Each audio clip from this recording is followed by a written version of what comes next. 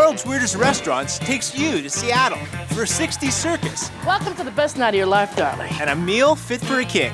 Now that's good salmon. Thank you very much, ma'am. Then, we're off to the Ukraine to eat in a steam generator and get all fired up over borscht and cabbage rolls. And I'm not just blowing steam. Then, we blow into the Windy City for a Prohibition-era speakeasy, This is my flapper outfit. I flap on cue. where it's not just the food that's packing heat. And we don't have blue cheese, so don't ask. Mamma mia! And finally, we fly to France to mingle and melt over a friendly fondue. You have to kiss everyone at the table. Oh, okay then. Mwah.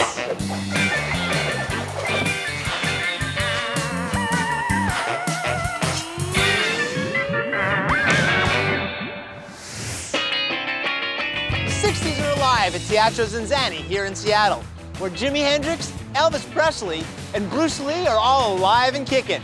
And I might add, eating very well. We're the Galaxy Girls, and welcome to Teatro ZinZanni. What happens at Teatro ZinZanni is magic. And for about $150, you can experience that magic for yourself, along with an exquisite 4-course dinner. Moulin Rouge mixed with like burlesque and then just circus act. Your time machine.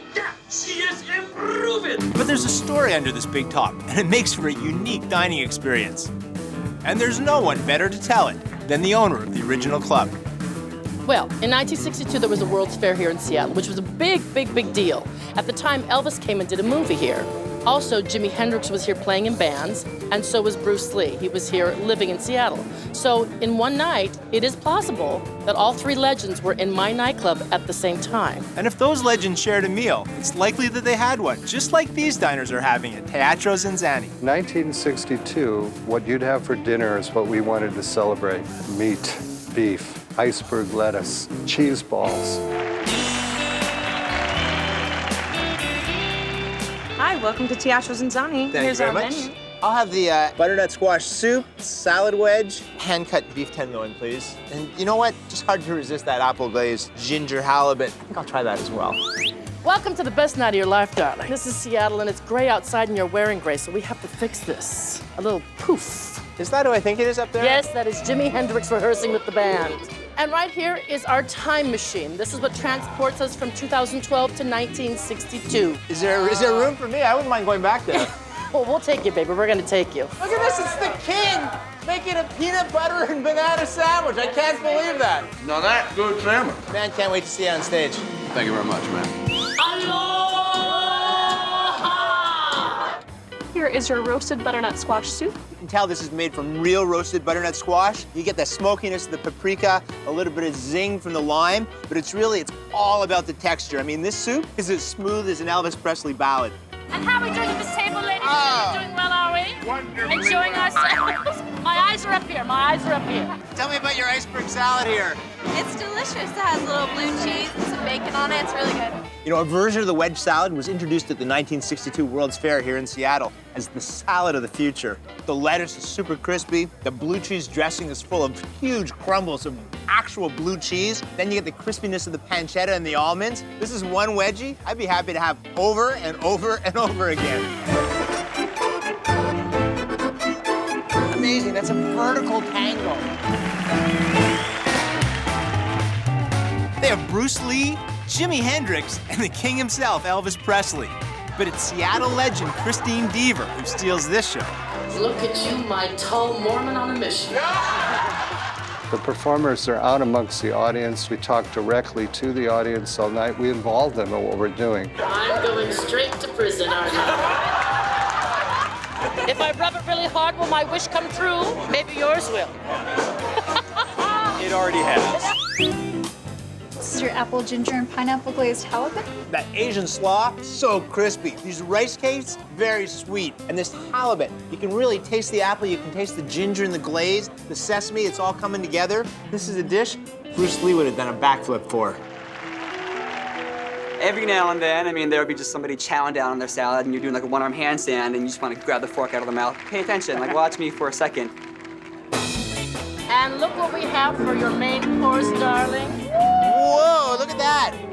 Steak tenderloin smothered in mushrooms. Cooked to perfection, juicy pink, as advertised, tender. The only thing I would change about this dish is the name. I'd rechristen it Love Me Tenderloin. It's our delicious decadent chocolate mousse. Thank you very much. The chocolate, it's airy, but at the same time, it's so intense, super rich, super creamy. Talk about a perfect finale. It's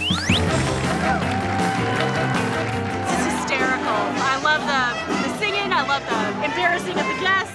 He got called up there, had to hula dance. Oh, there it is. You've got big characters, big flavor, all under the big top. Now that's entertainment. It's awesome. It's amazing. It's one of the best experiences ever. See you in 50 years, baby. 1, 2, 3. Next, we land in the Ukraine to cut a rug, and then kick up our heels for cabbage and kebabs. Can I run away with you guys? I think you said no. And later, this is kind of cheesy. It's one cheesy evening at a party in Paris. Silly and unpretentious and fun. Doesn't really get much more casual than this, does it?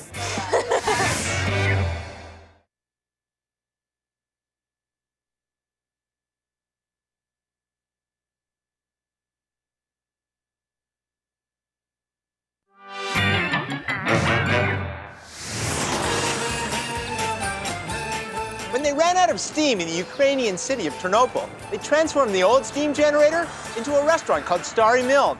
And it's no surprise that the place has generated an energy all of its own.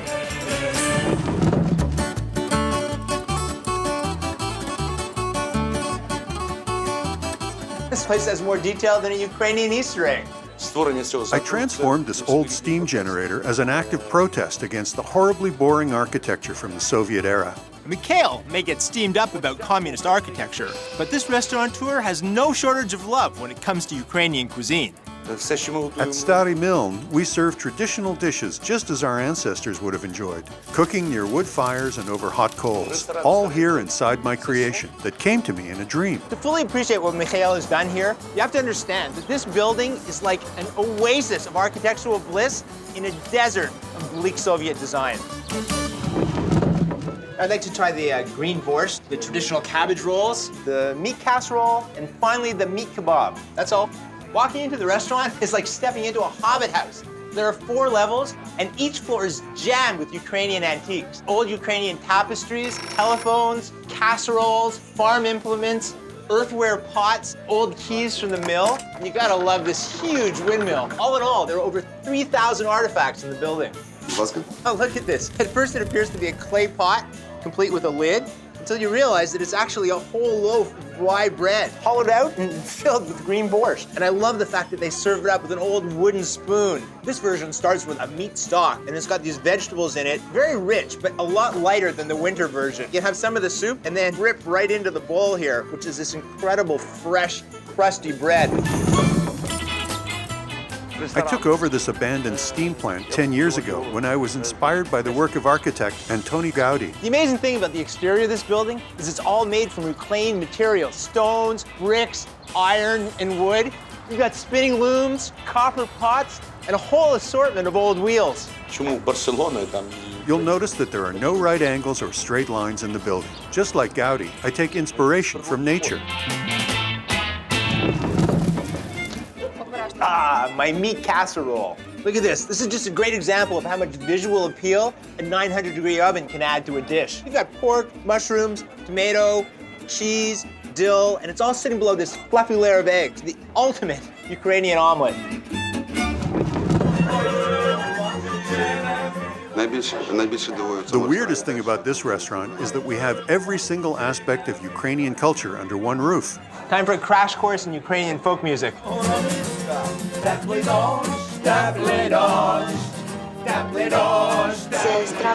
I had the meat casserole. It was wonderful. All the dishes here are great.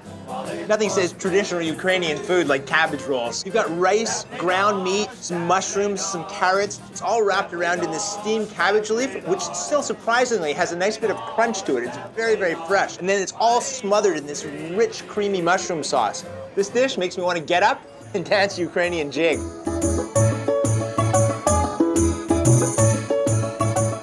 Cossack army was in the field, they would dig a huge hole in the ground, fill it with burning wood, and cook their meats over it. It's a pork kebab served up with some pickled onions and a very spicy tomato sauce. The caramelized exterior of this pork is crispy and crackly from the high heat that it's cooked in. Inside is super moist. The meat itself, very rich, very, very strong pork flavor. This is about as good as pork gets, and I'm not just blowing steam. And just when you think you've got this place figured out, you step up to the 4th floor and run smack dab into a secret sushi restaurant. Gotta say, watching a sushi master prepare unagi here in the Ukraine is about the last thing I ever expected to see. Look at this.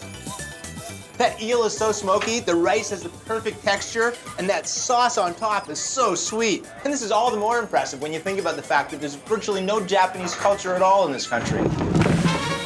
Start with a punk rock architect with a love of tradition, add a truckload of artifacts and an old world menu, and you've got a perfect night out in Chernobyl. The restaurant is beautiful. I love it. Mikhail is truly a rare visionary. I mean, he took a crumbling building and he transformed it into the pulse of the community. You always leave the place with your smile on your face. Hey, can I run away with you guys? I think you said no. Next, we're off to Chicago to raid a gangster's kitchen. When people get out of hand here, I gotta rough them up. I gotta break some thumbs. If you don't behave yourself in a place like this, you're gonna end up swimming with the fishes.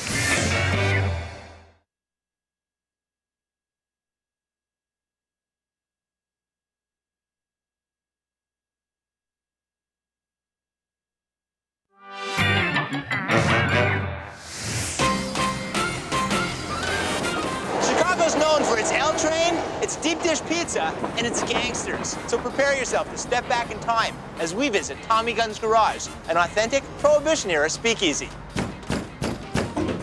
Hi. How you doing? Good. Good. You got a password? No, actually, nobody told me a password. No one told you the password? No. Get up against the wall. Put your hands against the wall. Like that? All right. Yeah, like that. More than any other city, Chicago has become synonymous with the Prohibition era.